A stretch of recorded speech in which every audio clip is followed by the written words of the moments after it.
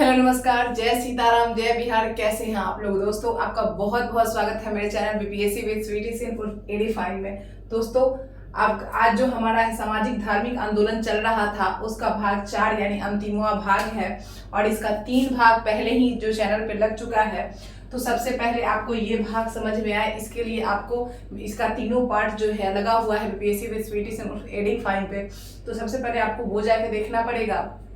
और चूंकि आपका एग्जाम बहुत ही करीब है तो 1857 में भी 1857 का जो रिवोल्ट है उसको लेकर भी जितनी सारी फैक्ट एस के पांडे सर की बुक में बताई गई है मॉडर्न हिस्ट्री में, जो कि हिस्ट्री के लिए द बेस्ट बुक है दोस्तों, वो सारी मैंने अपने चैनल पे अपलोड कर दी है उस वीडियो को। तो आप निश्चित रूप से उस वीडियो को देखें।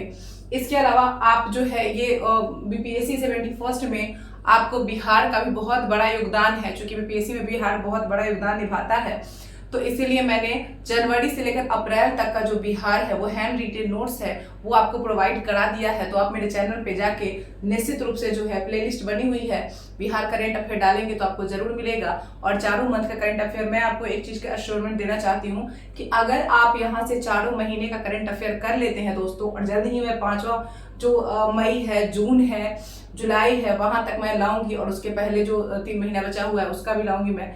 तो अगर आप यहाँ से बिहार करेंट अफेयर कर लेते हैं तो आपको कहीं से भी और भी करने की जरूरत नहीं पड़ेगी, ये मेरी गारंटी है। और चूंकि हमारी थोड़ी सी डिले हो गई है करेंट अफेयर की क्लास और हम जल्दी ही जो है कल से अपना करेंट अफेयर की क्लास जो है वो शुरू करेंगे, कल जनवरी आएगा तो आप उसको भी देखिएगा जरूर। लेकिन सबसे पहले मैं ये बता दूं दोस्तों कि करेंट अफेयर, हिस्ट्री और बिहार करेंट अफेयर, बिहार जो तथ्य सार है, ये सब जो है एक बहुत बड़ा वेटेज निभाते हैं। और इसके साथ ही हिस्ट्री तो आप लूसेंट हिस्ट्री निश्चित करिए अपने जो प्रैक्टिस सेट लाइब्रेरी जो कर रहे हैं उसमें। तो तब तक जो हमारा हिस्ट्री वाला पार्ट है दोस्तों वो मैंने आपसे कहा है कि मैं निश्चित रूप से आपको सारा कराऊंगी। जल्दी से इसको हम खत्म करेंगे तो हम एनसीईआरटी की तरफ भी बढ़ेंगे, जो कि बहुत ही इंपॉर्टेंट रोल प्ले करता है। तो आप सामाजिक धार्मिक आंदोलन का तीनों पार्ट पहले मेरे जो चैनल है मेरा उस पर जाके देखिए। और 1857 भी लग गया है, बिहार भी लग गया है और आज इसका हम लास्ट पार्ट करेंगे। तो हम आगे बढ़ते हैं दोस्तों। हमारे चैनल का टैगलाइन है सीधी बात, नो बकवास। तो यहाँ पे देखेंगे हम दोस्तों, एक मेरा चैनल है, इंस्टाग्राम पेज है दोस्तों, उसका नाम है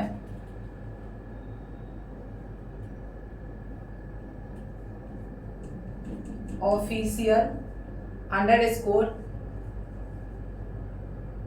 _sweety_सिंह 09।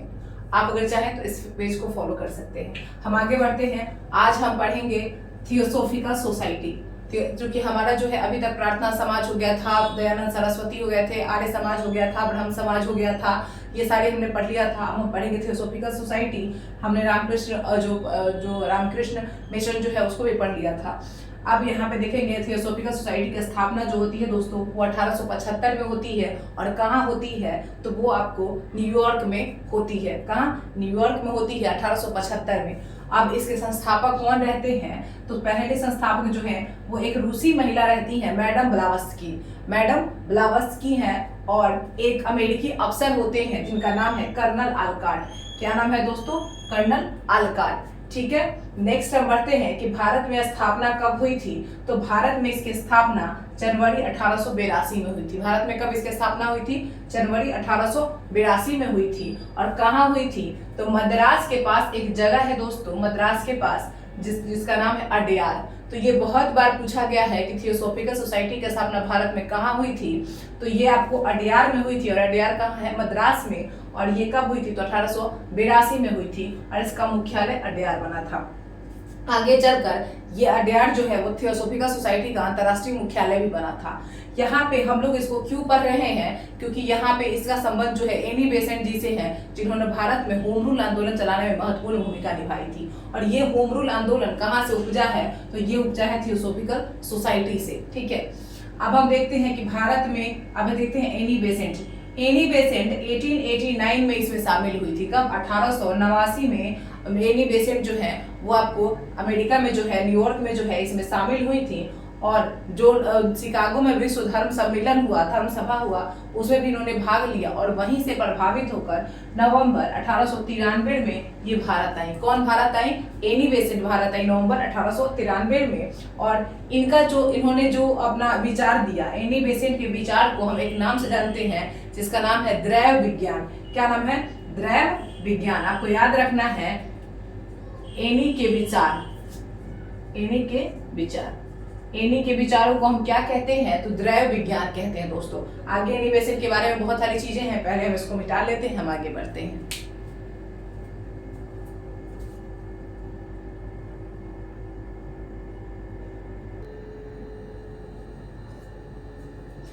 तो दोस्तों अब हम आगे देखते हैं एनी बेसेंट के कुछ अन्य कार्य, क्योंकि एनी बेसेंट जो है वो भारतीय स्वतंत्रता आंदोलन में बहुत बड़ा योगदान रखती हैं। तो एनी बेसेंट का अगर हम कार्य में देखें तो सबसे पहले मैं मार्कर चेंज कर लेती हूँ, आपको अच्छे से समझ में है। एनी बेसेंट ने कुछ शिक्षाएं दी थी दोस्तों, और वो शिक्षा कौन कौन सी है? वो है ईश्वरीय एकता, मतलब ईश्वर एक है। एनी बेसेंट जो है थियोसॉफिकल जो शिक्षा देते थे, उनका अर्थ था कि सारा जो है ईश्वर जो है, सारे ईश्वर एक है। विश्व बंधुत्व, थियोसॉफिकल सोसाइटी का दूसरा शिक्षा क्या था? विश्व बंधुत्व। तीसरा था परमेश्वर के भेद रूप। ये जो सोसाइटी थी वो मानती थी कि परमेश्वर जो है अलग अलग रूपों में जो है विद्यमान है, तो इसीलिए जो है ये सोसाइटी जो है वो सर्वधर्म समभाव की संभावना पर भी आगे बढ़ती थी। नेक्स्ट है दिव्य आत्माएं एवं प्राणियों का क्रम, मतलब उनका ये जो कर्म और पुनर्जन्म के सिद्धांत को मानते थे। ठीक है, तो उसी क्रम में ये दिव्य आत्मा को भी मानते थे और प्राणियों के आने जाने के क्रम को भी मानते थे। ये किसको मानते थे? कर्म एवं पुनर्जन्म। तो कभी कभी ये देखिए, अभी चूंकि आप बीपीएससी की तैयारी कर रहे हैं तो आपको निश्चय ही इस चीज को बारे में ध्यान रखना पड़ेगा कि अब जो क्वेश्चन है स्टेटमेंट वाइज पूछ रहा है। हर वीडियो में मैं अपने आप को ये बताती हूँ कि ठीक है, कभी कभी कभी एक ही बार अभी तक स्टेटमेंट वाइज पूछा है आपसे, लेकिन इसका मतलब ये है कि आपको सतर्क रहने की आवश्यकता है। तो आप जो अगर ये इसके पहले बीपीएससी का जो पैटर्न था वैसे हम पढ़ते तो निश्चित रूप से हम इतने क्वेश्चन को डिटेल में नहीं जाते, लेकिन चूंकि अभी ट्रेंड सेट हो गया है, ट्रेंड बदल रहा है बीपीएससी का बार बार, इसीलिए हमें डिटेल में जाना पड़ रहा है। तो आपको याद रखना होगा कि जो थियोसॉफिकल सोसाइटी थी वो जो है कर्म और पुनर्जन्म के सिद्धांत को मानती थी। उसके अलावा जो शिक्षाएं है ईश्वरीय एकता, विश्व बंधुत्व, परमेश्वर के विविध रूप, दिव्य आत्माएं और प्राणियों का क्रम, ये भी आपको याद रखना है, कुछ भी पूछा जा सकता है। आप देखते हैं, आप एक क्वेश्चन यहाँ से बन सकता है कि जो थियोसॉफिकल सोसाइटी था उसका मूल उद्देश्य क्या था? तो उसका मूल उद्देश्य क्या था दोस्तों? प्राचीन हिंदू धर्म के प्रति लोगों का आत्मविश्वास जगाना। जो ही लोग, चूंकि जिस समय एनी बेसेंट जी भारत में आई और जिस समय आजादी का लड़ाई का जो दौर चल रहा था, उस समय हिंदू समाज जो था वो अत्यंत ही ज्यादा निराशा और हताशा की स्थिति में था। तो जिसको जगाने का प्रयास जो है विवेकानंद जी कर रहे थे, आर्य समाज कर रहा था, ब्रह्म समाज कर रहा था। उसी क्रम में जब ये भी आई एनी बेसेंट जो थियोसॉफिकल सोसाइटी जब भारत में आया तो उसका एक ही उद्देश्य था कि जो भी प्राचीन हिंदू धर्म को मानने वाले लोग हैं उनके जो आत्मविश्वास उनका डगमगा रहा था उसको पुनः रूप से पुनर्जीवित करना, और इसके अलावा धर्म को समाज सेवा का आधार बनाना। ये लोग चाहते थे कि धार्मिक पुस्तकें हैं, धार्मिक आधार बनाकर ही लोगों को समाज सेवा के प्रति प्रेरित करना, ये आपको थियोसॉफिकल सोसाइटी का कार्य था। नेक्स्ट अगर हम बात करें तो ये जो थियोसॉफिकल दर्शन इन्होंने लिया था वो दर्शन था हिंदू और बौद्ध धर्म का मिश्रण। हिंदू और बौद्ध धर्म के मिश्रण से ही थियोसॉफिकल सोसाइटी का जो है वो आपको आधार निर्माण हुआ था। नेक्स्ट हम देखते हैं कि ये जो समाज है, ये सोसाइटी है, वो किस किस चीज का विरोध करता है? तो वो बाल विवाह का विरोध करता है। किसका विरोध करता है? बाल विवाह का। इसके अलावा जात पात का विरोध करता है। इसके अलावा ये जो विधवा की दुर्गति थी हमारे समाज में, विधवा की दुर्गति जो हमारे समाज में थी, ये इनका भी विरोध करते थे। कौन? थियोसॉफिकल सोसाइटी के जो लोग थे। और इन्होंने विधवाओं की स्थिति सुधारने के लिए बहुत सारे कार्य किए। ठीक है, अब देखिए, जब इन्होंने ये सारा आधार अपनाया तो जो धर्म जो है वो किसी को भी इमोशनल कर देता है, इमोशन से जुड़ा होता है। तो जल्द हिंदू समाज में जो है वो थियोसॉफिकल सोसाइटी की महिमा बहुत बढ़ गई। बहुत ज्यादा लोग जो है अट्रैक्ट हो गए, बहुत ज्यादा लोग जो है जुड़ गए थियोसॉफिकल सोसाइटी से, और एनी बेसेंट को जो है बहुत ज्यादा रिस्पेक्ट मिली भारत में। और वहीं से देखिए तो कुछ जो कार्य हैं एनी बेसेंट जी ने वो आपको किया है, वो पहला कार्य है आपको 1898 में इन्होंने वाराणसी में सेंट्रल हिंदू जो कॉलेज है उसकी स्थापना की। वेरी इंपॉर्टेंट, ये आपको पूछता है। आप चाहे मेरी जो ये क्लास है दोस्तों वो सिर्फ बिहार जो बीपीएससी के लिए नहीं है, ये क्लास अगर आप बिहार का कोई भी एग्जाम दे रहे हैं या फिर आप देश का भी कोई भी एग्जाम दे रहे हैं तो आपको हिस्ट्री जो है कहाँ से आएगा, हिस्ट्री एक ही चीजें लिखी जाती है। तो आपको ये बुक जो है हिस्ट्री के लिए बेस्ट बुक है। आप बिहार दरोगा देने जा रहे हैं, बिहार पुलिस देने जा रहे हैं या फिर बिहार एसएससी देने जा रहे हैं या फिर कोई भी आप एग्जाम देने जा रहे हैं, आप अगर निश्चय ही हिस्ट्री को इस तरह से समझ के जाते हैं, क्योंकि मॉडर्न हिस्ट्री से ही क्वेश्चन ज्यादा बनते हैं और एंशिएंट और मेडाइवल के लिए जल्द ही हम एनसीईआरटी लाने वाले हैं। तो अगर आप मेरी क्लास के साथ जुड़ते हैं तो सिर्फ आपको बीपीएससी ही नहीं बल्कि जो अपकमिंग एग्जाम जो बिहार दरोगा के एग्जाम है अपकमिंग, उसके लिए भी आपका जो बेस है वो तैयार हो जाएगा दोस्तों। तो निश्चित रूप से मेरे क्लास से जुड़िए, मेरे चैनल को सब्सक्राइब कीजिए, क्योंकि आप जितना ज्यादा सब्सक्राइब करेंगे मुझे भी एक मोटिवेशन की जरूरत होती है। आपको पता है हर इंसान जो है एक मोटिवेशन के लेवल पे ही काम करता है। तो अगर आप मेरे चैनल को सब्सक्राइब करते हैं तो निश्चित रूप से मेरा मोटिवेशन बढ़ेगा और सिर्फ हिस्ट्री ही नहीं, हर एक सब्जेक्ट का निचोड़ जो है मैं अपने चैनल के माध्यम से आपको देने के लिए कोशिश करूंगी जो। और इसी क्रम में हम आगे बढ़ते हैं, देखते हैं केनी बेसेंट का महत्वपूर्ण कार्य था 1898 में वाराणसी में सेंट्रल हिंदू कॉलेज की इन्होंने स्थापना की और यही कॉलेज 1916 में बनारस हिंदू विश्वविद्यालय बना। कब? 1916 का जो समय आता है तो बनारस हिंदू विश्वविद्यालय कौन बनता है? यही 1898 का वाराणसी का सेंट्रल हिंदू कॉलेज। अब इसी आधार पे हमारा जो है ये खत्म होता है और इसे 1916 में बनारस हिंदू विश्वविद्यालय कौन बनाता है इसको? तो मदन मोहन मालवीय जी। कौन बनाता है दोस्तों? मदन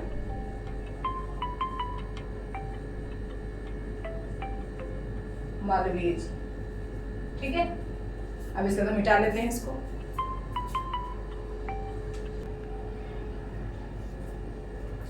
दोस्तों अब हम कुछ अन्य आंदोलनों की चर्चा करेंगे जिससे पीटी में फैक्ट बनते हैं बहुत ज्यादा, चाहे जो भी वनडे एग्जाम्स हैं उसमें जो है फैक्ट बनते हैं यहाँ से। तो अन्य आंदोलन में सबसे पहले हम चर्चा करेंगे धर्म समाज। इसमें बहुत ज्यादा आपको डीप में जाने की जरूरत नहीं है, हम धर्म समाज की जो चर्चा कर रहे हैं दोस्तों उसमें है कि इसकी स्थापना कब हुई थी? तो 1830 में हुई थी। कब इसकी स्थापना हुई थी दोस्तों?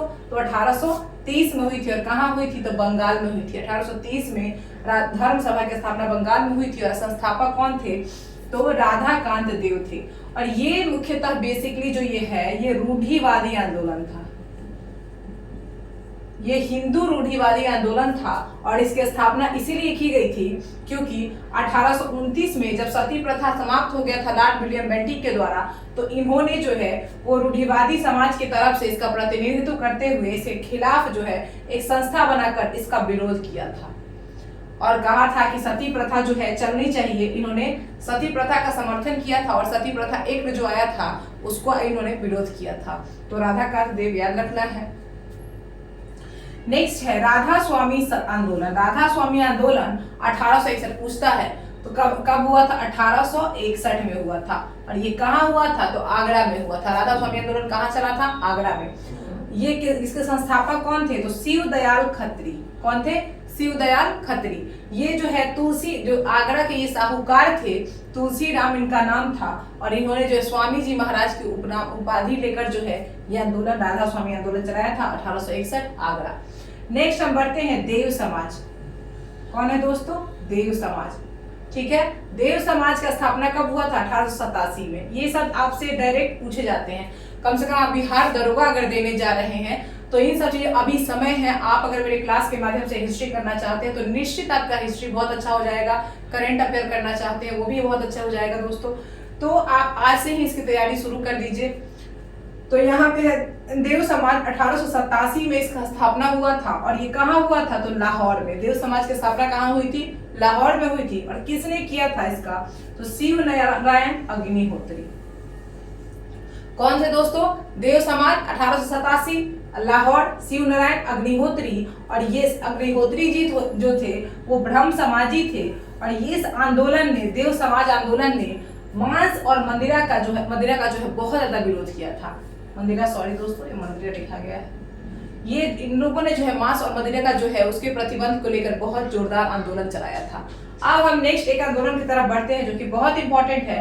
यहाँ पे हम इसको एकदम टू द पॉइंट देखेंगे। इसके बारे में आगे जो चैप्टर्स आएंगे भारतीय राष्ट्रीय आंदोलन आएगा उसमें हम निश्चित रूप से इसको आगे पढ़ेंगे। इसका नाम है the servant of India society. क्या नाम है? The servant of India society. और ये किसने, इसको हिंदी में कहते हैं भारत सेवक संघ। बहुत बार क्वेश्चन यहाँ से बनते हैं। आप अगर घटना चक्र उठा के देख लीजिए, आप किसी भी हिस्ट्री के बुक को उठा के देख लीजिए, तो यहाँ से क्वेश्चन आपको निश्चित रूप से मिलेंगे। तो इसीलिए आपको इसको याद करना है कि the servant of India society Bharat Sevak Sangh की स्थापना किसने की है? तो वो किया है आपको गोपाल कृष्ण गोखले जी ने। चूंकि गोखले जी के बारे में हम जानते हैं गांधी जी के राजनीतिक गुरु हैं ये, और इनका जो है उदारवादियों में बहुत महत्वपूर्ण प्रभाव रहा है। 1905 से पहले तक बहुत महत्वपूर्ण प्रभाव रहा है भारतीय राष्ट्रीय आंदोलन में। इसीलिए इनके द्वारा स्थापित ये संस्था बहुत ही महत्वपूर्ण हो जाती है। अब देखिए ये कब स्थापना हुआ था? तो 1905 में हुआ था। कब हुआ था? 1905 में। और कहाँ हुआ था? तो बंबई में हुआ था। कहाँ हुआ था दोस्तों? बंबई में। और इसका कार्य क्या था? तो ये मातृभूमि के सेवा में जितने भी लोग, जितने भी क्रांतिकारी लगे हुए थे, वो जो है वो उसका सेवा करना जो है इसका उद्देश्य था। The servant of India society, इसको हम और डिटेल में पढ़ेंगे आगे के चैप्टर्स में इसके बारे में दिया गया है। अब पहले हम इसको इरेज कर लेते हैं, नेक्स्ट स्लाइड पे आते हैं दोस्तों।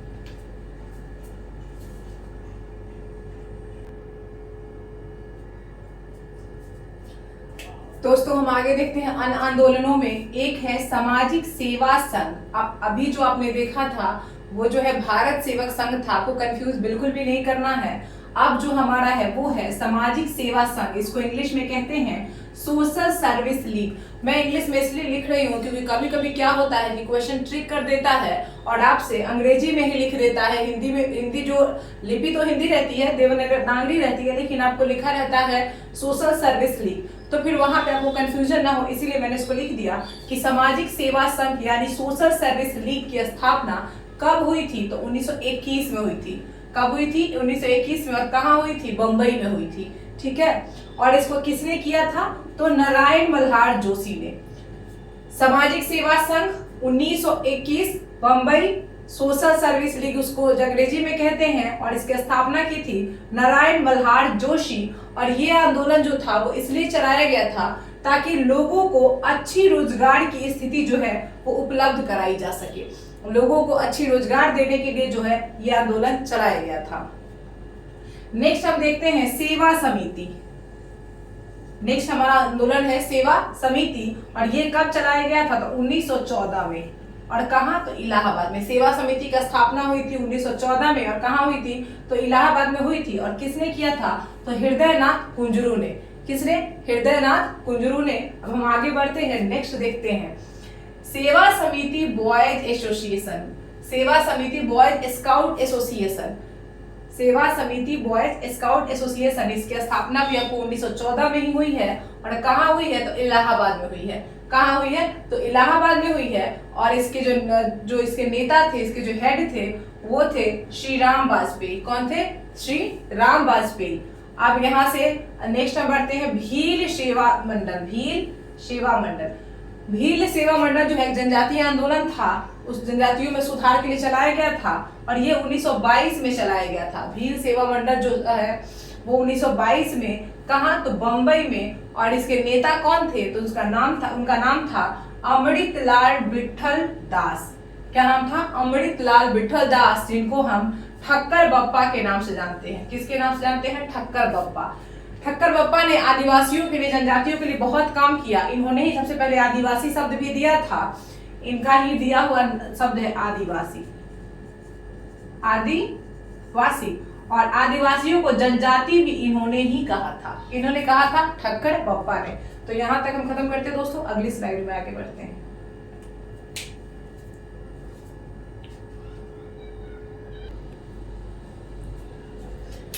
चलिए दोस्तों अब हम आगे बढ़ते हैं और देखते हैं कि एक सेवा सदन भी है। एक सेवा समिति आपने पढ़ी थी जो 1914 में इलाहाबाद में हृदयनाथ कुंजरू के द्वारा स्थापित किया गया था। तो वो आपने सेवा समिति पढ़ी थी। ये सेवा सदन है। एक बार वीडियो देखने से नहीं होगा, आपको 2-3 बार वीडियो को देखना होगा। रोक रोक के वीडियो देखिए, इसको समझिए। सेवा सदन 1885 में बंबई में किया गया था बीएम मालवाड़ी द्वारा। BM मालावाड़ी द्वारा सेवा सदन की स्थापना कब की गई थी? तो 1885 में की गई थी। और कहाँ की गई थी? तो बंबई में की गई थी। नेक्स्ट हम बढ़ते हैं, ये इंपॉर्टेंट नहीं है, लेस इंपॉर्टेंट है, अगर एक बार मैं इसको डिस्कस कर देती हूँ भले ही, लेकिन उतना इंपॉर्टेंट नहीं है। पूजा सेवा सदन, क्या नाम है? पूजा सेवा सदन, और ये 1909 में स्थापना होता है। कहाँ पे? तो ये आपको पुणे में, ठीक है, पुणे में स्थापना होता है, और इसके संस्थापक होते हैं JK देवधर और रमाबाई, ठीक है। नेक्स्ट जो हम लोग पढ़ने जा रहे हैं शारदा सदन, ये बहुत ज्यादा इंपॉर्टेंट दोस्तों, बहुत ज्यादा, इसको आपको याद करना है। शारदा सदन, ये जो शारदा सदन था वो मुख्यतः एक विधवा आश्रम था। यहाँ पे जितनी भी विधवाएं होती थी उनको पंडिता रमाबाई के देख रेख में जो है वो आजीविका के लिए जो ट्रेनिंग दिया जाता था, ताकि वो टीचर बन सके, ताकि वो नर्स बन सके, ताकि वो जो है अपना जो आजीविका जो है वो स्वयं चला सके। और इसीलिए 1889 में, यानी 1889 में जो है वो विधवा आश्रम शारदा सदन के नाम से पंडिता रमाबाई के द्वारा जो स्थापना किया गया था। 1889 में ये बंबई में स्थापित हुआ, ठीक है, लेकिन ये जो 1990 जब आता है तो ये पूना में स्थानांतरित हो जाता है और हमेशा के लिए यही रह जाता है। तो कभी कभी ऑप्शन इसके साथ पूछ देता है कि कहाँ स्थापना हुआ था। तो अगर आपको बंबई रहे तो सबसे पहले आपको बंबई ही लेना है, अगर बंबई ना रहे तो आपको पूना के साथ इसमें जाना है, शारदा सदन। नेक्स्ट हम लोग बात करते हैं गोरक्षा। देखिए, गोरक्षा से जुड़े हुए बहुत सारे कार्य हुए हैं, जिसमें कि हम कुछ चीजों को देख लेते हैं। सबसे पहला कार्य स्वामी दयानंद सरस्वती जी ने किया था, और कब किया था? तो 1882 में किया था। कब किया था दोस्तों? तो 1882 में किया था, और इन्होंने गोरक्षा समिति का स्थापना जो है आगरा में करवाई थी। नेक्स्ट तिलक जी जो थे, उन्होंने भी जो है गो हत्या विरोधी कुछ काम किए थे, और वो कौन सा काम किया था उन्होंने? तो गो हत्या विरोधी समितियां गठित करवाई थी। किसने? बाल गंगाधर तिलक जी ने। नेक्स्ट आते हैं गांधी जी, और गांधी जी ने भी गोरक्षा संघ की स्थापना किसने की थी? तो गांधी जी ने करवाई थी गोरक्षा संघ की स्थापना। एक बहुत ही इंपॉर्टेंट यहाँ पे जो हम देख लेते हैं, श्री नारायण गुरु जी।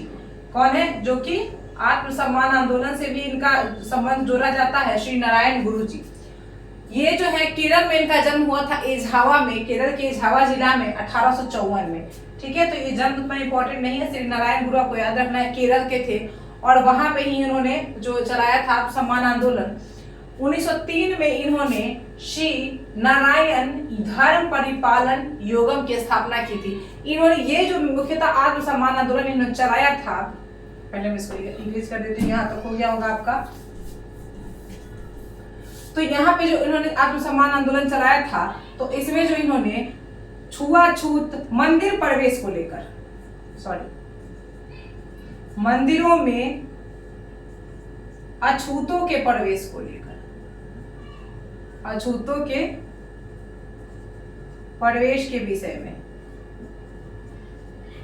ये जो आंदोलन चला था, आत्मसम्मान आंदोलन चलाया था श्री नारायण गुरु जी ने, वो मंदिरों में अछूतों को प्रवेश नहीं दिया जा रहा था। इसकी वजह से ये आंदोलन चलाया था। इन्होंने कहा था, इनका एक बहुत अच्छा स्टेटमेंट है दोस्तों, और वो स्टेटमेंट है,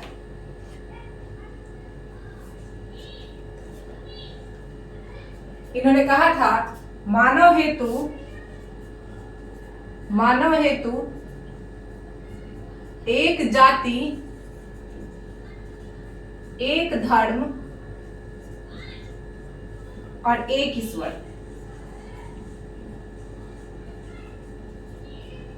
तो ये बहुत बड़ा स्टेटमेंट पूछता है कि मानव हेतु एक जाति, एक धर्म, एक ईश्वर की अवधारणा किसने दी थी? तो श्री नारायण गुरु जी ने दी थी। आगे बढ़ते हैं दोस्तों, अगली स्लाइड में चलते हैं।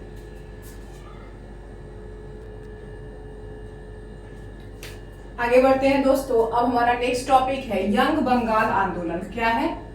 यंग बंगाल आंदोलन।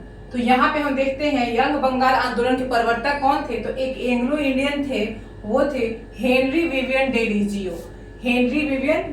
और इनके जो अनुयायी हुए, इनको जो कहा गया वो डेरिजिया कहा गया। क्या कहा गया? डेरिजिया। जिन लोगों ने भी इस आंदोलन को फॉलो किया, अनुयायी बने, उनको डेरिजिया कहा गया, ठीक है। ये जो हेनरी विवियन डेरिजियो थे, वो फ्रांसीसी क्रांति से प्रभावित थे, और 1826 से लेकर 31 तक हिंदू कॉलेज, जो कलकत्ता में हिंदू कॉलेज राजा राम मोहन राय द्वारा स्थापित किया गया था, ये उसके हेड बने रहे, अध्यापक बने रहे, अध्यापक बने रहे 1826 से 31 तक। 1831 में बहुत ही अल्पायु में इनकी मृत्यु हो जाती है और ये आंदोलन इसीलिए यहाँ पे कमजोर पड़ जाता है। सामाजिक चेतना का ये आंदोलन देख लीजिए कि सामाजिक चेतना का सबसे उग्र आंदोलन था। इससे युवा जो है बहुत बड़ी संख्या में जुड़े थे और ऐसा माना जाता है कि असमय इनकी मृत्यु अगर नहीं होती तो ये जो है भारत का सबसे बड़ा सुधार आंदोलन बनता। खैर, हम आगे बात करते हैं कि इनको जो है सामाजिक चेतना, ये क्या करते हैं, युवाओं को जुटा के युवाओं के बीच में इन्होंने जो है स्त्री शिक्षा को लेकर, स्त्री शिक्षा के महत्व को लेकर, स्त्री अधिकारों के महत्व को लेकर, प्रेस की स्वतंत्रता को लेकर, सरकार की निरंकुशता को लेकर, उच्च सेवा में भारतीयों की नियुक्ति को लेकर इन्होंने जो है इन सभी चीजों पर जो है वो बहुत ही मुखर आवाज उठाई थी। और सबसे बड़ी बात थी कि युवा जो है इनके बहुत बड़ी संख्या में प्रशंसक थे, इनके समाज से जो, इनके आंदोलन से जो है जुड़े थे, इसलिए आंदोलन बहुत ही जो कम समय में बहुत उग्र रूप ले चुका था। लेकिन असमय इनकी मृत्यु हो जाती है, इसलिए आंदोलन समाप्त हो जाता है। इन्होंने कुछ संस्थाओं की स्थापना की थी जो उतना इंपॉर्टेंट तो नहीं है, लेकिन हम देख लेते हैं। एकेडमिक एसोसिएशन एक संस्था थी जो कि विवियन डिरेजियो के द्वारा स्थापित की गई थी, एकेडमिक एसोसिएशन। और एक और संस्था थी जिसका नाम था society for the acquisition of general knowledge. दो संस्था, एक है एकेडमिक एसोसिएशन और दूसरा है society for the acquisition of general knowledge. इनसे जो है बंगाल में सुरेंद्र नाथ बनर्जी बहुत प्रभावित थे और सुरेंद्र नाथ बनर्जी ने इनके बारे में जो स्टेटमेंट दिया है वो आपको निश्चित याद रखना है। एग्जाम में स्टेटमेंट बनते हैं, बीपीएससी का बहुत ही फेवरेट क्वेश्चन है। वो है, सबसे पहला इन्होंने कहा था कि उपाधि इनकी क्या क्या दी थी सुरेंद्र नाथ बनर्जी ने। तो पहला कहा था कि आधुनिक सभ्यता के अग्रदूत हैं। बंगाल में आधुनिक सभ्यता के अग्रदूत कहे गए हैं कौन? तो हेनरी विवियन डिरोजियो। और किसने कहा है? तो सुरेंद्र नाथ बनर्जी ने कहा है। स्टेटमेंट याद रखना, आधुनिक सभ्यता के अग्रदूत। और दूसरा स्टेटमेंट क्या था इनके बारे में? अपनी जाति के पिता। सुरेंद्र नाथ बनर्जी कहते हैं कि डिरोजियो जो थे वो अपनी जाति के पिता थे। तो आधुनिक सभ्यता के अग्रदूत और अपनी जाति के पिता, आपको दोनों स्टेटमेंट जो है याद रखना है। हम नेक्स्ट स्लाइड में बढ़ते हैं, कुछ अन्य आंदोलन को देखते हैं।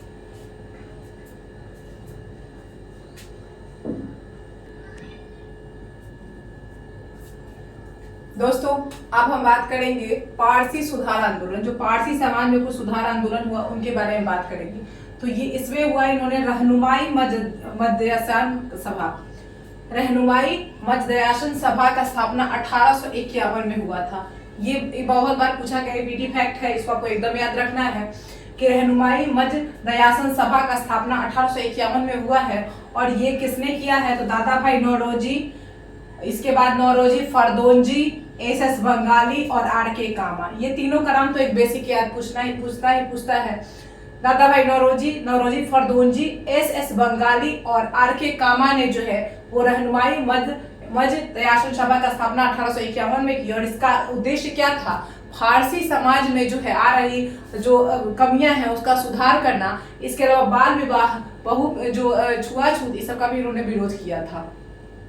ये है अपने, चूंकि पारसी सुधार आंदोलन, इस सभा को जो प्रचारित करने के लिए एक पत्रिका निकाली गई थी, इसका नाम था रास्त गुफ्तार। बहुत बार पूछा गया है, बहुत बार। रास्त गुफ्तार पत्रिका याद रखना है। और किसने लिखा था?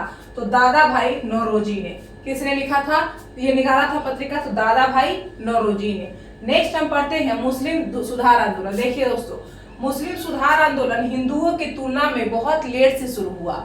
ये इसलिए शुरू हुआ क्योंकि इसमें जो है उस समय तक मुस्लिम ये समझते थे कि वो मुगल के वंशज है और उनका जो है देश पर राज चल रहा है। हालांकि 1857 का जो समय आता है उसके बाद अंग्रेज जो है वो मुस्लिम के पीछे, मुसलमानों के पीछे पड़ जाते हैं, कट्टर दुश्मनी हो जाती है मुसलमानों से। तो धीरे धीरे 19वीं सदी के लास्ट में जब आके जो है इनका सुधार जो है वो शुरू होता है। इनके सुधार आंदोलन का श्रेय सर सैयद अहमद खां को जाता है। किसको जाता है? सर सैयद अहमद खां को। ये इनका जन्म जो है वो 1817 में दिल्ली में हुआ था, सर सैयद अहमद खां का। ठीक है, इन्होंने एक पत्रिका निकाली थी, इसका नाम था तहजीब उल अखलाक। बहुत बार पूछता है, तहजीब उल अखलाक पुस्तक की पत्रिका किसने निकाली थी? तो सर सैयद अहमद खान ने निकाली थी। ये फारसी भाषा की पत्रिका थी। किस भाषा की थी? फारसी भाषा। और हिंदी में इसका अर्थ था सभ्यता और नैतिकता। सभ्यता और नैतिकता।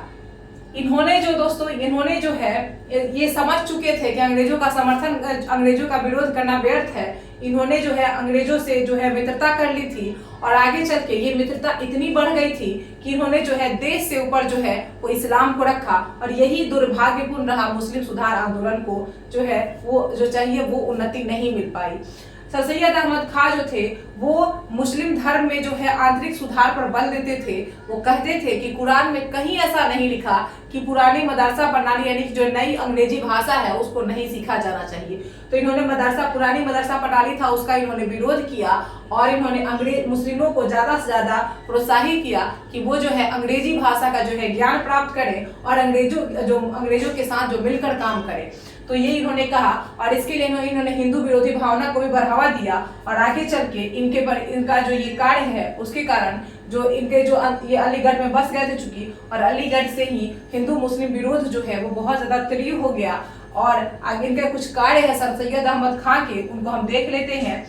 इन्होंने जो है 1864 में एक साइंटिफिक सोसाइटी की स्थापना की, कहाँ? कलकत्ता में। तो साइंटिफिक सोसाइटी की स्थापना किसने की? तो सर सैयद अहमद खां ने। और ये कहाँ की? तो ये कलकत्ता में की। और कब की? तो 1864 में की।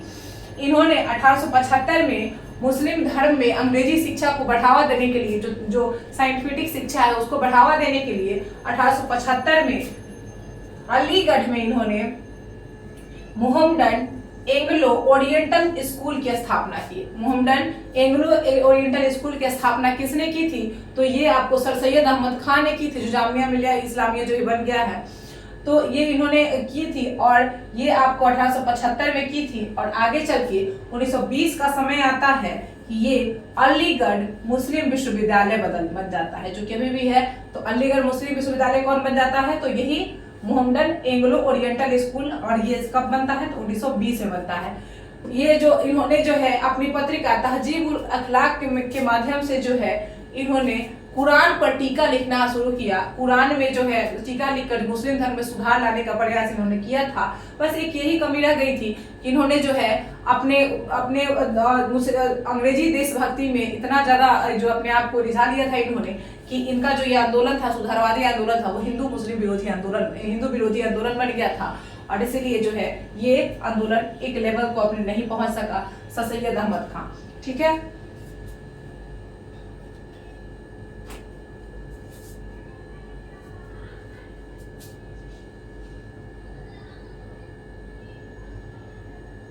इन्होंने एक संस्थान की स्थापना और की थी दोस्तों, वो है यूनाइटेड इंडियन पैट्रियाटिक एसोसिएशन। ये इसका उद्देश्य ये था कि ये कांग्रेस का विरोध करना उद्देश्य था।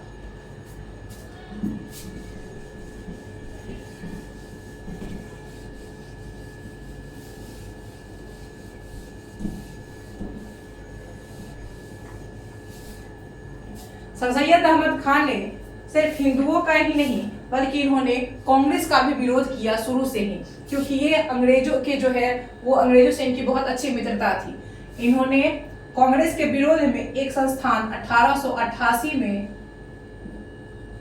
यूनाइटेड इंडियन पैट्रियटिक एसोसिएशन,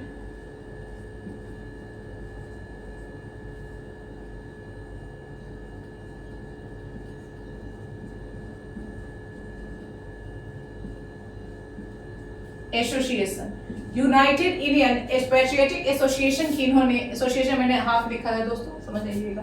1888 में इन्होंने इसकी स्थापना की और इसके स्थापना का उद्देश्य क्या था? इसके स्थापना का उद्देश्य था कांग्रेस का विरोध करना। और आगे चल के जो है ये संस्था जो है वो सिर्फ कांग्रेस का ही नहीं बल्कि हिंदुओं के भी विरोधी बन गए। इसी पर हम आगे बढ़ते हैं।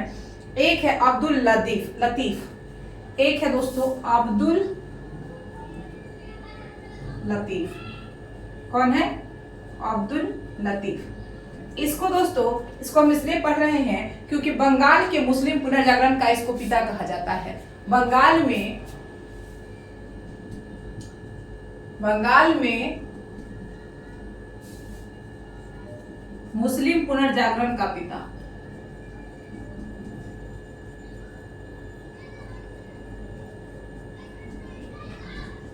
पुनर्जागरण का पिता तो बंगाल में मुस्लिम पुनर्जागरण का पिता किसको कहा जाता है? तो अब्दुल लतीफ को कहा जाता है, अब्दुल लतीफ को कहा जाता है। और क्यों कहा जाता है? क्योंकि 1863 में इसने मोहम्मडन लिटरेरी सोसाइटी की स्थापना कोलकाता में की थी। कब की थी? 1863 मोहम्मडन लिटरेरी सोसाइटी।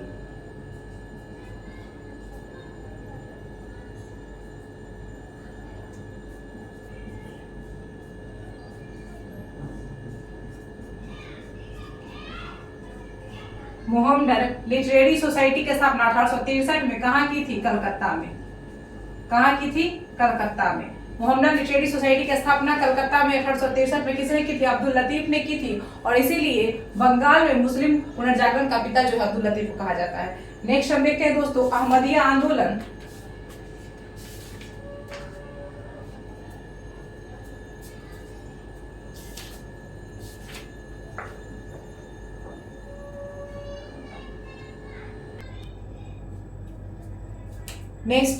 नेक्स्ट जो आंदोलन हम देखते हैं दोस्तों वो है अहमदिया आंदोलन। अहमदिया आंदोलन जैसे कि हमने देखा कि जो सर सैयद अहमद खां का आंदोलन था, या फिर मुस्लिम में एक और सुधार आंदोलन देवबंद, वो लोग जहाँ, या फिर वहाबी हम लोग देखते हैं, तो वो लोग जहाँ जो कट्टरपंथ को बढ़ावा देने वाले आंदोलन है, वहीं अहमदिया जो है इस स्वरूप में विपरीत आंदोलन है।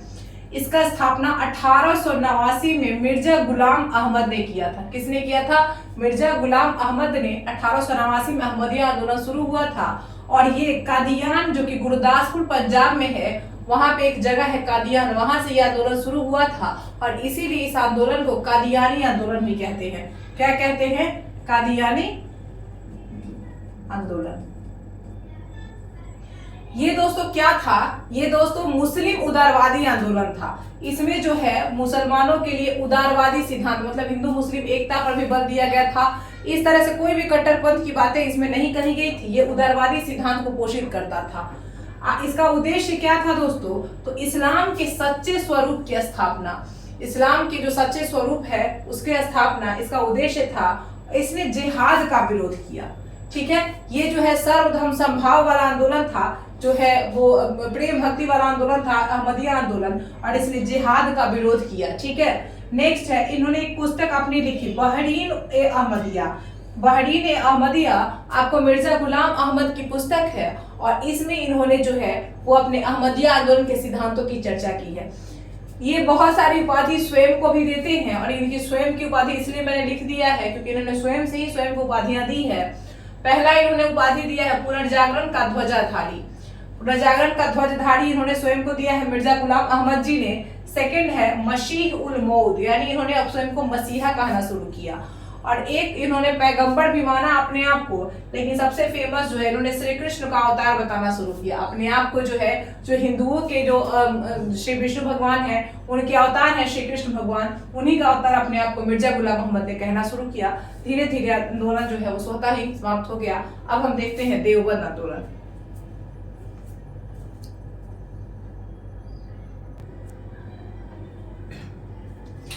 नेक्स्ट हम आगे बढ़ते हैं देवबंद आंदोलन।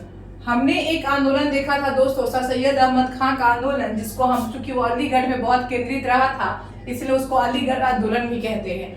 अब अलीगढ़ आंदोलन क्या कहता है? वो कहता है कि प्राचीन जो मुस्लिमों की शिक्षा पद्धति, मदरसा शिक्षा पद्धति है, जो उलेमाओं के द्वारा उनको अरबी फारसी की शिक्षा दी जाती है, कुरान पढ़ाई जाती है, उससे जो है उनका कल्याण संभव नहीं होगा। ठीक है, इसलिए उसने क्या कहा? उसने कहा कि नए नए कॉलेज खोले जाए, नए नए स्कूल खोले जाए, और उसने जो है वैज्ञानिक शिक्षा या फिर अंग्रेजी की भाषा जो शिक्षा है उसको उन्होंने जो है अलीगढ़ आंदोलन, जो सर सैयद अहमद खान ने जो है उसको प्रोत्साहन दिया। लेकिन उसी समय उसी के विरोध में एक आंदोलन चला जिसका नाम है देवबंद आंदोलन। ये 1866, मतलब ये 60 से 70 के दशक में चला था दोस्तों।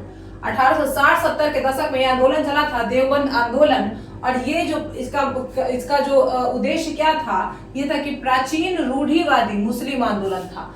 मतलब जैसे कि हमारे यहाँ राधाकांत देव द्वारा जो धर्म सभा की स्थापना की गई थी 1830 में, वो इसलिए की गई थी कि हिंदू धर्म में जो सुधार हो रहे थे उसको बंद किया जाए। उसी तरीके से देवबंद आंदोलन जो था वो भी सुधार का विरोधी था। ये जो था वो चाहता था कि उलेमा वर्ग द्वारा जो मदरसों में शिक्षा दी जाती है उसी का समर्थन करता था। अलीगढ़ आंदोलन का विरोधी था ये आंदोलन, देवबंद आंदोलन, ठीक है। ये विदेश, और इसने क्या कहा कि मदरसा में जो कुरान और हदीस की शिक्षा दिया जाता था उसका ये समर्थन करता था उलेमाओं के द्वारा। ये विदेशी शासकों के खिलाफ जिहाद को समर्थन देता था और 1885 में जब कांग्रेस की स्थापना हुई थी तो इसने जो है देवबंद आंदोलन ने उसको समर्थन दिया था। इसके प्रमुख नेता जो थे दोस्तों वो थे मोहम्मद कासिम नानावटी। पूछता है देवबंद आंदोलन के नेता कौन थे, तो मोहम्मद कासिम नानावटी और रशीद अहमद गंगोही। मोहम्मद कासिम नानावटी और रशीद अहमद गंगोही वो क्या थे दोस्तों, तो वो देवबंद आंदोलन के नेता थे। और एक अध्यापक थे जो शिबली नुमानी, तो शिबली नुमानी भी जो है वो आपको देवबंद आंदोलन का समर्थन करते हैं। फारसी अरबी के विद्वान रहते हैं ये। बाद में अलीगढ़ विश्वविद्यालय में अध्यापक हो जाते हैं, तब इनका यहाँ से विद्रोह हो जाता है। आप देखते हैं कि अपने मत को पोषण देने के लिए 1866 में देवबंद स्कूल की स्थापना हुई। कब हुई? देवबंद स्कूल की स्थापना 1886 में, और ये कहाँ हुई? तो सहारनपुर में हुई। कहाँ हुई?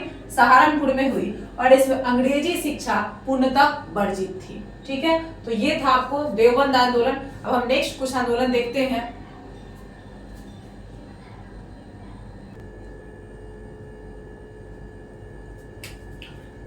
दोस्तों अगली स्लाइड में हम बात करेंगे मोहम्मद इकबाल की। मोहम्मद इकबाल जो थे वो 1875 से 1938 तक उनका जो जीवन काल रहा है, 1875 में जन्म हुआ, 1938 तक ये जिंदा रहे हैं। इन्होंने जो प्रारंभ में मोहम्मद इकबाल जो थे वो हिंदू मुस्लिम एकता के कट्टर समर्थक थे। बहुत ज्यादा ही मतलब उच्च लेवल के देशभक्त थे। हिंदू मुस्लिम एकता को भी बहुत ज्यादा प्रोत्साहन देते थे। इसका हम कुछ देख सकते हैं कि जैसे इनकलाब शब्द जो वंग ए दादा पुस्तक में इन्होंने ही इनकलाब शब्द को जो है रचा है मोहम्मद इकबाल ने। और उससे भी सबसे अच्छा उदाहरण है कि सारे जहां से अच्छा हिंदोस्तां हमारा, उसके भी रचनाकार जो है वो कौन है? मोहम्मद इकबाल है। तो ये सारी चीजें उन्होंने की, बहुत अच्छे से चल रहा था। लेकिन 1920 का समय आता है और जब ये यूरोप यात्रा पर जाते हैं तो वहां पे पैन इस्लामिज्म में आकर्षित होते हैं, यानी कि इस्लाम के प्रसार से आकर्षित हो जाते हैं। और जब वहां से आते हैं तो कट्टर विरोधी हो जाते हैं, किसके? हिंदुओं के। इतने विरोधी हो जाते हैं कि मुस्लिम के लिए अलग राष्ट्र की मांग, और इसके साथ ही जो पाकिस्तान बनने में जो मोहम्मद अली जिन्ना के साथ साथ इनका भी बहुत बड़ा योगदान हो जाता है। तो ये क्या करते हैं, इतने बड़े जो हिंदू से जो इनको द्वेषता हो जाती है कि सबसे पहले द्विराष्ट्र सिद्धांत की चर्चा भी 1930 में मोहम्मद इकबाल ही करते हैं। एक वही व्यक्ति जो सारे जहां से अच्छा भी लिखता है, और वही व्यक्ति 10 वर्षों के बाद ही 1930 में द्विराष्ट्र सिद्धांत यानी भारत से अलग एक पाकिस्तान की मांग कर देता है। तो ये 1920 में जो इस्लाम की से आकर्षित होते हैं उस समय होता है मोहम्मद इकबाल। और आगे चल के पाकिस्तान बनने के आंदोलन में इनका बहुत बड़ा योगदान रहता है। हम एक चर्चा करेंगे दोस्तों बदरुद्दीन तैयब जी के बारे में। बदरुद्दीन तैयब जी,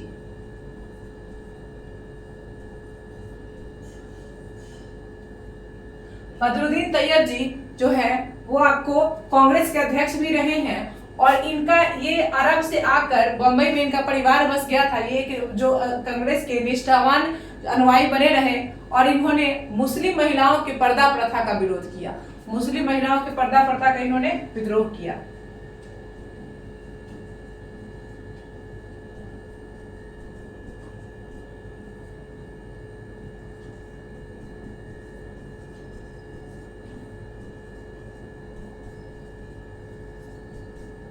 ठीक है, मुस्लिम महिलाओं की स्थिति में सुधार के लिए बदरुद्दीन तैयब जी ने जो है वो बहुत सारे प्रयास किए। नेक्स्ट हम कुछ अन्य प्रयास देख लेते हैं दोस्तों।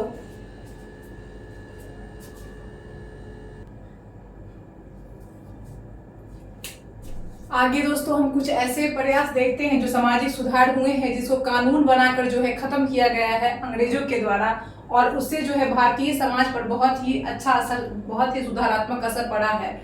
तो पहला है दोस्तों सती प्रथा। आप सब जानते हैं कि 1829 में लॉर्ड विलियम बेंटिक ने राजा राम मोहन राय के प्रेरणा से जो है इसको कानून बना के खत्म किया था।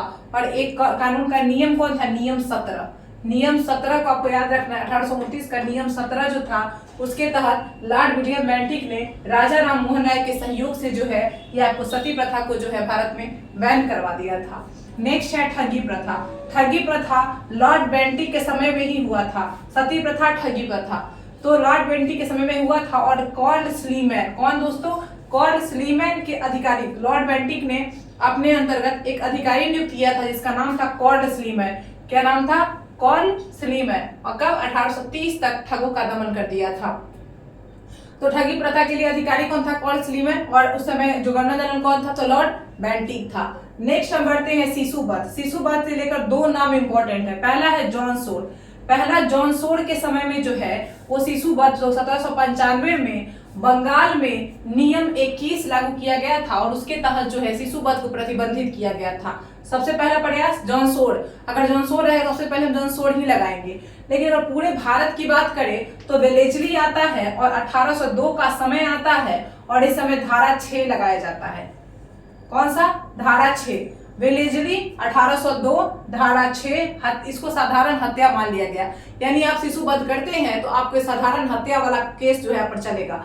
ये शिशु हत्या मुख्यतः राजपूतों में प्रचलित थी जिसमें जो है वो कन्या जन्म पर जो है उसका वध कर दिया जाता था। तो वेलेजली 1802 धारा 6। एक नर बलि प्रथा। भारत में कुछ जनजातीय समुदाय था उसमें नर बलि प्रथा प्रचलित था। तो लॉर्ड हार्डिंग जो है वो आपको नर बलि प्रथा को जो है समाप्त करता है और इसके लिए अधिकारी नियुक्त करता है कैंपबेल को। तो यही कैंपबेल आपको पता है कि 1857 में इसने कितना जगह जो है विद्रोह का दमन किया था। तो कैंपबेल को अधिकारी नियुक्त करता है लॉर्ड हार्डिंग नर बलि प्रथा को खत्म करने के लिए और ये 1844-45 तक ये प्रथा जो है भारत में पूर्ण रूप से खत्म हो जाती है। नेक्स्ट हम आते हैं दास प्रथा। चूंकि दास प्रथा जो है अकबर ने भी प्रतिबंध लगाया था, फिरोज शाह तुगलक ने दासों के व्यापार पर रोक लगा दी थी, 1793 में कॉर्नवालिस ने भी दासों के व्यापार पर रोक लगा दिया था। लेकिन ऑफिशियल देखे तो एलन बरो, कौन? लॉर्ड एलन बरो, आपको याद रखना है, उसने 1843 में 5वां नियम लगाया। कौन सा? 5वां नियम लगाकर जो है वो आपको दास प्रथा का अंत 1843 में कौन कराता है? तो एलन बरो। इसके बाद हम विधवा पुनर्विवाह देखते हैं।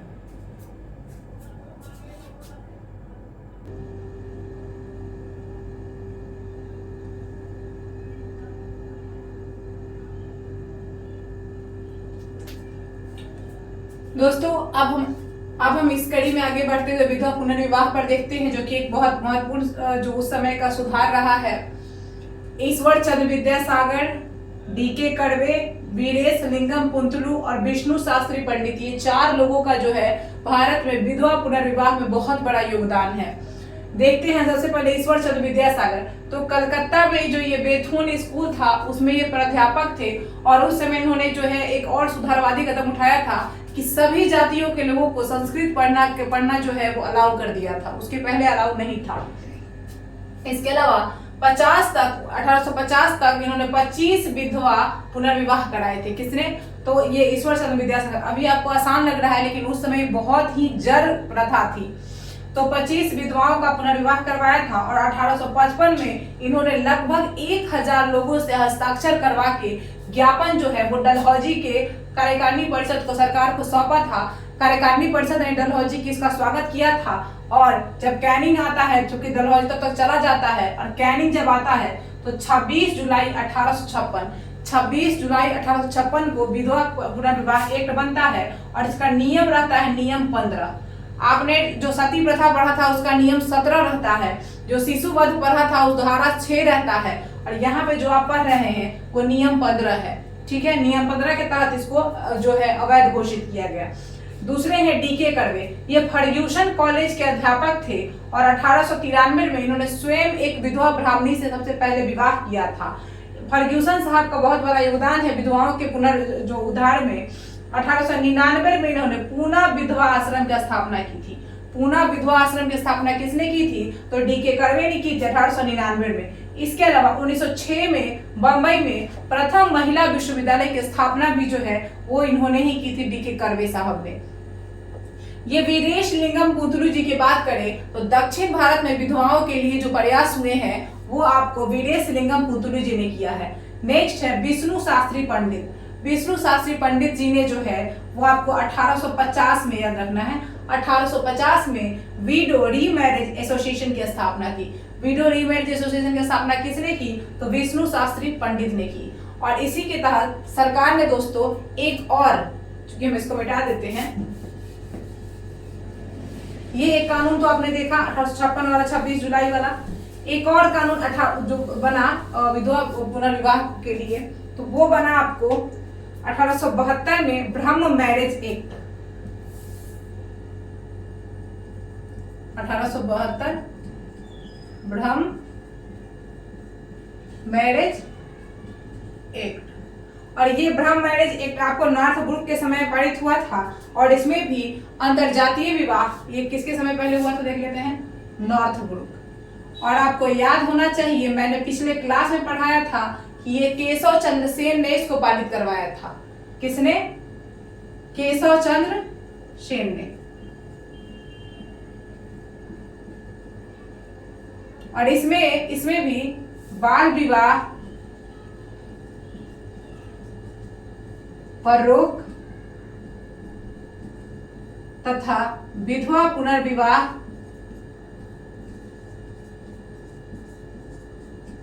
पर बल दिया गया था। ये जो 1872 का ब्रह्म मैरिज एक्ट था, केशव चंद्र सेन की प्रेरणा से नॉर्थ ब्रुक ने इसको लागू किया था। उसमें भी बाल विवाह पर तो रोक था, लेकिन विधवा पुनर्विवाह पर बल उस समय भी दिया गया था। अब हम बाल विवाह को लेकर कुछ चीजों को देख लेते हैं।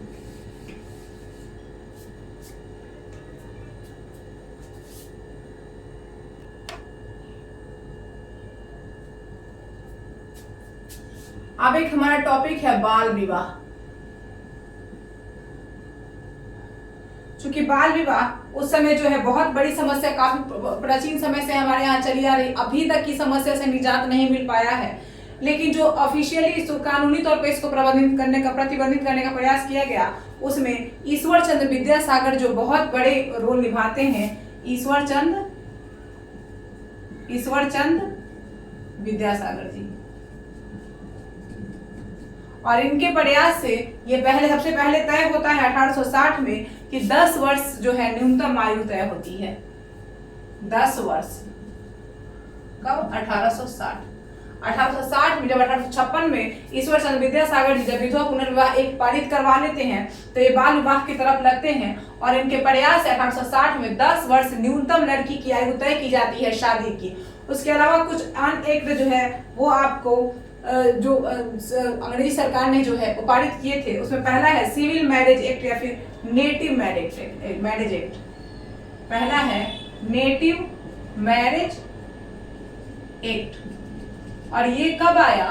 तो ये आया आपको 1872 में। और इसमें जो है 1872 में आया, ये 1872 में, याद रखना है। लड़का और लड़की आयु देख लेते हैं। लड़का की आयु इसमें तय की गई दोस्तों 14, लड़का की आयु 18 वर्ष और लड़की की आयु 14 वर्ष। लड़का 18, लड़की 14 वर्ष। ठीक है, ये कब हुआ? 60 में 10 वर्ष था। 72 आया नेटिव मैरिज एक्ट जो है, उसमें लड़का की आयु जो 18 वर्ष, लड़कियों की 14 वर्ष हो गई। इसके बाद भी कानून आता है और वो आता है सम्मति आयु अधिनियम। सम्मति यानी कॉन्सेंट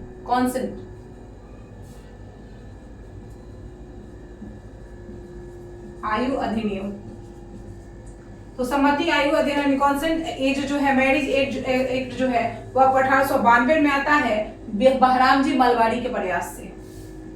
1892 किसके प्रयास से? बहराम जी मलवाड़ी। बहराम जी मलवाड़ी के प्रयास से कॉन्सेंट जो एक्ट जो आता है आपको, जो सम्मति आयु अधिनियम, और ये 1892 में। इसमें क्या कहा जाता है कि इसमें जो है वो आपको लड़कियों के विवाह की न्यूनतम आयु 12 वर्ष तय कर दी गई। चूंकि इसमें तो 14 वर्ष की गई थी, यहाँ पे लड़की की आयु कितनी कर दी गई? 12 वर्ष। ठीक है। तिलक जो थे, तिलक ने इस सम्मति पूछेगा, क्वेश्चन पूछ सकता है, तिलक ने इसका विरोध किया था। तिलक ने इसका विरोध किया था।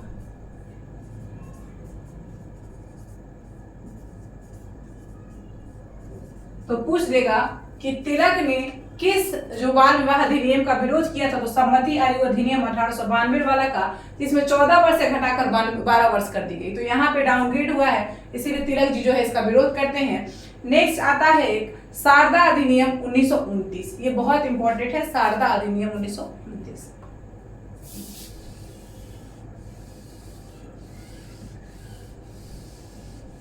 चूंकि तुम्हारा लास्ट टॉपिक है।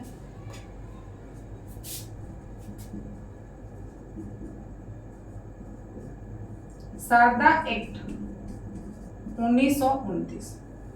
शारदा एक्ट जो है वो आपको एक शिक्षाविद थे, अजमेर के प्रसिद्ध शिक्षाविद थे डॉक्टर हरविलास शारदा।